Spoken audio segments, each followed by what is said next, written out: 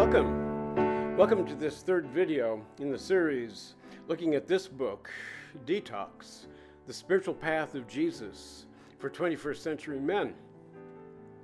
I'm Craig Pesty-Strobel. I'm the author of that book, and I just want to welcome you to this video series.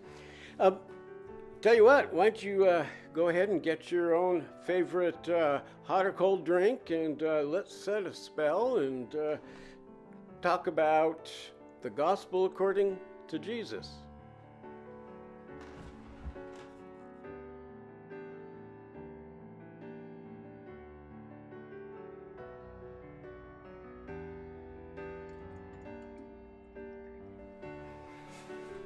Okay.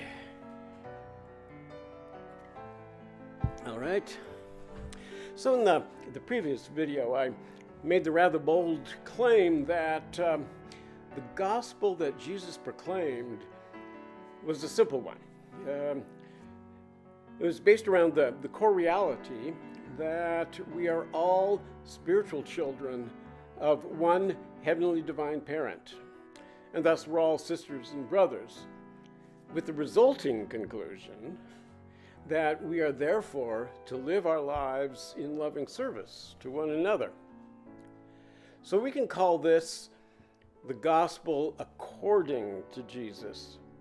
Now, you may be familiar with the gospels according to Matthew, Mark, Luke, and John. And they are gospels about Jesus, which contain some of his teachings, but are also written from particular points of view about who Jesus was and what his life and death were all about. But contained within each of these Gospels, we can discern the traces of the basic gospel that Jesus himself taught. And that's first, that we're all spiritual children of one heavenly parent.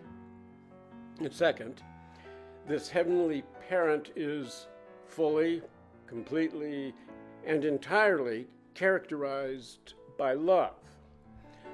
Third, that we are all, every one of us on earth and beyond, are the spiritual children of this one heavenly parent, and thus we're members of one human family. And then fourth, by fully embracing this reality, trusting in its truth, we embark upon a new spiritual awakening and set out on a path of spiritual growth and depth. And so this path of growth is characterized by living lives of loving service to those around us. So let's unpack this just a little bit, shall we? So, Jesus says clearly at one point, "You are not to be called rabbi, for you have one teacher, and you are all brothers and sisters. And call no one your father on earth, for you have one Father, the one in heaven. Nor are you to be called instructors, for you have one instructor, the Christ. The greatest among you will be your servant. And all who exalt themselves will be humbled, and all who humble themselves will be exalted." So right there, you have the basic elements. One heavenly parent that Jesus calls Father. We're all brothers and sisters, and those who truly understand this reality will serve the others. So this gospel serves to level everyone. Anyone who's driven by their self-centered ego, thinking that the world exists to serve them, will be brought down. They are the least in the realm of God, Jesus says.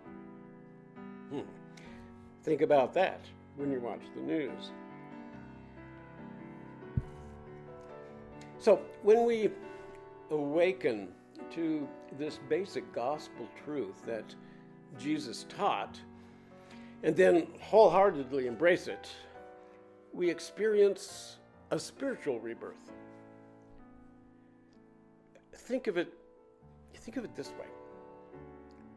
In our physical birth, we immediately start a lifelong process of growing, learning, developing. We don't remain newborns forever. In the same way, when we embrace our true identity as children of God, we begin a process of spiritual development, of growth, of learning. The way that we grow and develop spiritually is through living out all the implications of being spiritual siblings with everyone on earth. The basic command that Jesus gave over and over was essentially to love one another. That's where it's all rooted. And by love, he didn't mean a sappy, sentimental emotion. He actually meant getting down and dirty by doing those things that benefited other people. So for Jesus,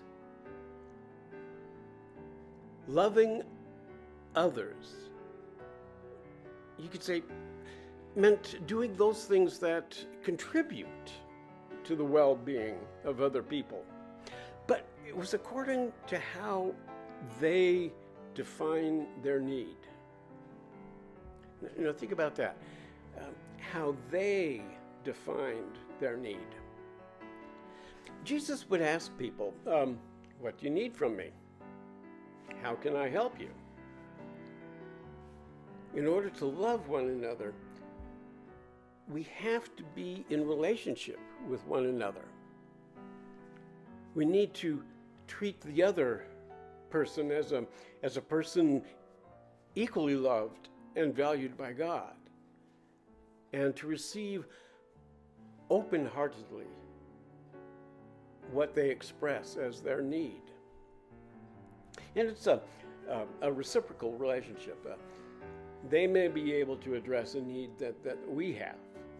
And this is what the Apostle Paul means when he says that we are members one of another. He's probably quoting Jesus.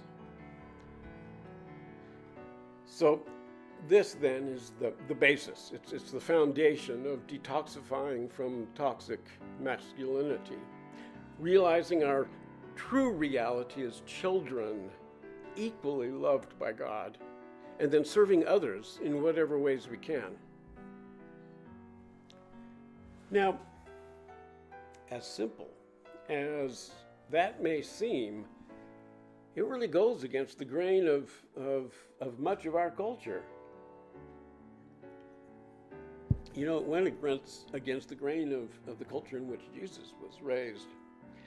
Time and again, he had to do things to disentangle the presumptions of his followers and we would say rewire their thinking. And he did this by showing them a way of living, a spiritual path in which they went out and ministered to people of all backgrounds, classes, ethnic groups, medical situations. He said, do this. Do what you've seen me do. Heal the sick, feed the hungry, give drink to the thirsty. Do this for Samaritans and Gentiles, as well as your Jewish brothers and sisters. Everyone, then, anyone, is to be embraced as a sibling in the realm of God. So that's the starting point of detoxifying. It's a process of disentangling from the destructive and dysfunctional systems that surround us. So I tell you what, let's explore this disentangling process a bit more in our next video. And in that video, we'll learn that we are all basket cases. See you then.